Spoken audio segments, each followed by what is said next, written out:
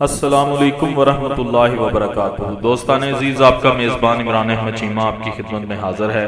دوستان عزیز، سلسلہ ضیاء النبی صلی اللہ علیہ وآلہ وسلم میں ہم اپنے آج کے موضوع کا آغاز کرتے ہیں۔ بسم اللہ الرحمن الرحیم۔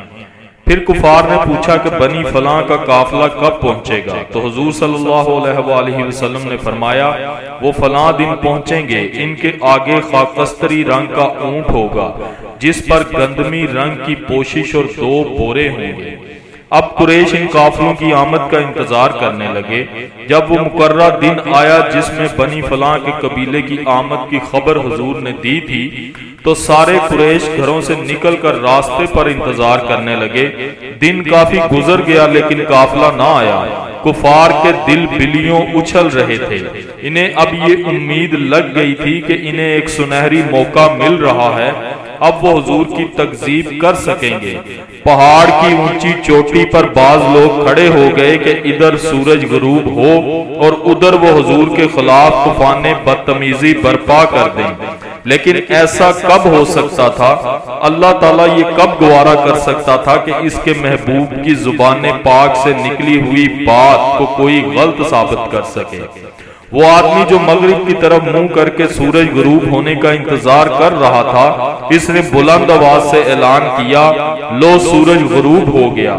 اسی وقت ایک دوسرے شخص نے بلند آواز سے اعلان کیا، وہ دیکھو قافلہ آ گیا۔ کتب سیرت میں ایک اور واقعہ بھی مذکور ہے جس سے حضور علیہ الصلوۃ والسلام کے اس رات مسجد اقصی میں تشریف لانے کی تصدیق ہوتی ہے۔ علامہ حلبی نے اپنی سیرت کی کتاب جو سیرت حلبیہ کے نام سے مشہور ہے میں ذکر کیا ہے، لکھتے ہیں نبی مکرم صلی اللہ علیہ وآلہ وسلم کا مکتوب گرامی جب ہرقل قیصر روم کو ملا، وہ اس وقت ایلیا میں تھا۔ اس نے اپنے درباریوں سے کہا کہ شہر میں تلاش کرو، اگر مکہ کا کوئی باشندہ یہاں آیا ہوا ہو تو اس کو میرے پاس پیش کرو۔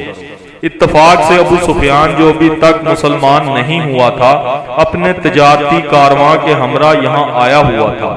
اسے اس کے ساتھیوں سمیت قیصر کے دربار میں حاضر کیا گیا۔ قیصر نے ان لوگوں سے پوچھا، مکہ کے جس شخص نے نبوت کا دعویٰ کیا ہے تم میں سے اس کا قریبی رشتہ دار کون ہے؟ ابو سفیان نے کہا کہ میں ان کا سب سے قریبی رشتہ دار ہوں۔ قیصر نے ابو سفیان کو اپنے سامنے قریب بٹھایا اور حضور علیہ الصلوۃ والسلام کے بارے میں سوال کرنا شروع کر دیے۔ باتوں باتوں میں موقع پا کر ابو سفیان کہنے لگا، اے بادشاہ، کیا میں تمہیں ایک ایسی بات نہ سناؤں جس سے تمہیں پتہ چل جائے کہ وہ شخص العیاذ باللہ جھوٹا ہے؟ قیصر نے کہا، بتاؤ۔ اس نے کہا، وہ یہ دعویٰ کرتا ہے کہ وہ ایک رات حرم مکہ کی سرزمین سے روانہ ہو کر یہاں تمہاری اس مسجد میں آیا اور یہاں سے ہو کر اسی رات واپس مکہ پہنچ گیا۔ ابو سفیان کا تو یہ خیال تھا کہ اس بات کو سن کر قیصر حضور کو جھوٹا سمجھنے لگے گا اور آپ سے متنفر ہو جائے گا، لیکن قدرت کو کچھ اور ہی منظور تھا۔ یہ بات سن کر پادریوں کا ایک سردار اٹھا اور کہنے لگا کہ میں اس رات کو پہچانتا ہوں جب وہ یہاں آئے۔ قیصر نے پوچھا، تمہیں کیسے اس کا پتہ چل گیا؟ بطریق کہنے لگا، میرا یہ معمول تھا کہ سونے سے پہلے میں مسجد کے سارے دروازے بند کر کے سویا کرتا تھا۔ اس رات بھی میں نے سارے دروازے بند کر دیے لیکن فلاں دروازہ مجھ سے بند نہ ہو سکا۔ میں نے سب حاضرین کو بلایا تاکہ سب مل کر اس دروازے کو بند کریں۔ ہم سب نے مل کر زور لگایا لیکن ہم اسے بند نہ کر سکے۔ آخر یہ طے پایا کہ اب کچھ نہیں ہو سکتا، شاید ساری عمارت کا بوجھ اس ایک دروازے پر آ پڑا ہے۔ آج رات اسے یوں ہی رہنے دو، صبح کسی معمار کو بلا کر اسے درست کرائیں گے۔ ہم سب چلے گئے۔ صبح سویرے جاگ کر میں اس دروازے کی جگہ پر پہنچا۔ میں نے دیکھا کہ دروازے کے ایک کونے میں جو پتھر تھا اس میں تازہ کسی نے سوراخ کر دیا ہے۔ وہاں ایک چوپائے کے بندنے کے نشانات بھی تھے۔ میں نے جب کواڑ بند کیے تو بڑی آسانی سے وہ بند ہو گئے۔ اس سے مجھے اس بات کی تصدیق ہوئی جو میں نے قدیم کتابوں میں پڑھی تھی کہ ایک نبی بیت المقدس سے آسمان کی طرف عروج فرمائے گا۔ اس وقت میں نے اپنے ساتھیوں کو بتایا کہ رات کو دروازہ بند نہ ہونے کی یہی وجہ تھی۔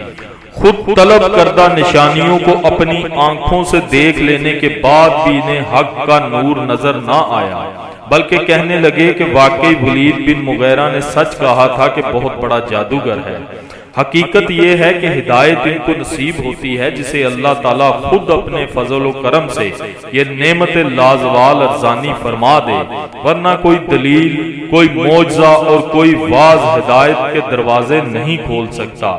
ہم تیری ہی عبادت کرتے ہیں اور تجھ سے ہی مدد چاہتے ہیں، چلا ہم کو سیدھے راستے پر۔ مکاشفات۔ اس سفر مقدس میں اللہ تعالیٰ نے اپنے حبیب کریم صلی اللہ علیہ وآلہ وسلم کو اپنی قدرت کی آیات کبریٰ کا مشاہدہ کرایا، نیز چند اعمال پر مرتب ہونے والے اثرات اور عواقب کو محسوس پیکر میں پیش کیا گیا تاکہ حضور صلی اللہ علیہ وآلہ وسلم کے امتی ان سے عبرت حاصل کر سکیں۔ ان امور کو علماء اکرام نے اپنی جلیل القدر تصنیفات میں بیان کیا ہے۔ یہ فقیر امام محمد بن یوسف الصالحی الشامی متوفی 942 ہجری کی شورى آفاق کتاب سبل الخدا والارشاد سے استفادہ کرتے ہوئے حقائق اور مکاشفات کو ہدیہ قارئین کرنے کی سعادت حاصل کرتا ہے۔ منزل کعبہ قوسین کا مسافر جب براق پر سوار ہو کر حرم مکہ سے روانہ ہوا تو جبرائیل علیہ السلام نے رکاب تھامی ہوئی تھی اور میکائیل علیہ السلام نے باغ پکڑی ہوئی تھی۔ کچھ دیر چلنے کے بعد ایسی سرزمین میں پہنچے جہاں کھجوروں کے باغات تھے۔ جبرائیل علیہ السلام نے عرض کی، یہاں اتریے اور نماز ادا کیجیے۔ حضور اترے اور نماز ادا کی، پھر سوار ہو کر روانہ ہوئے۔ جبرائیل علیہ السلام نے دریافت کیا، یا رسول اللہ کیا آپ جانتے ہیں جہاں آپ نے نماز ادا کی وہ کون سی جگہ تھی؟ حضور نے فرمایا نہیں۔ جبرائیل علیہ السلام نے کہا، آپ نے طیبہ کی سرزمین پر نماز ادا کی ہے اور یہی مقام آپ کی ہجرت گاہ ہے۔ پھر براق تیزی سے سفر طے کرنے لگا۔ اس کی تیز رفتاری کا یہ عالم تھا کہ جہاں اس کی نگاہ پڑتی تھی وہاں ہی اس کے قدم لگتے تھے۔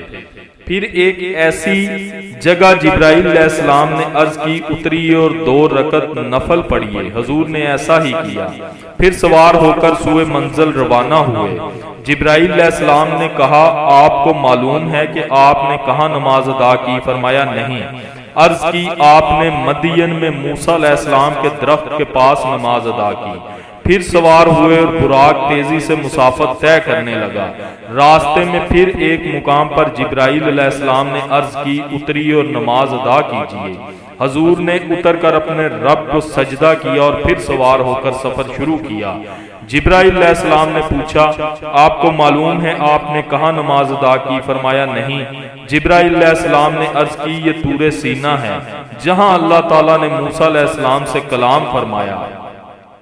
جب موکب ہمایوں بیت اللحم پہنچا جو حضرت عیسیٰ علیہ السلام کا مولد ہے، وہاں اتر کر نماز ادا کی۔ سبحان اللہ۔ دوستان عزیز، یہ تھا آج کا موضوع۔ امید کرتا ہوں آپ کے لیے کافی انفارمیٹو اور فائدہ مند ثابت ہوا ہوگا۔ ویڈیو کو دوستوں کے ساتھ زیادہ سے زیادہ شیئر کیا کریں، ویڈیو کو لائک کیا کریں اور کمنٹ میں اپنی رائے ضرور دیا کریں۔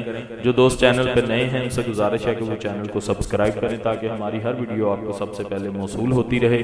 اسی کے ساتھ اپنے میزبان عمران احمد چیمہ کو کل تک کے لیے اجازت دیجیے گا۔ اپنا بہت سارا خیال رکھیے گا، دعاؤں میں یاد رکھیے گا۔ اللہ حافظ و ناصر۔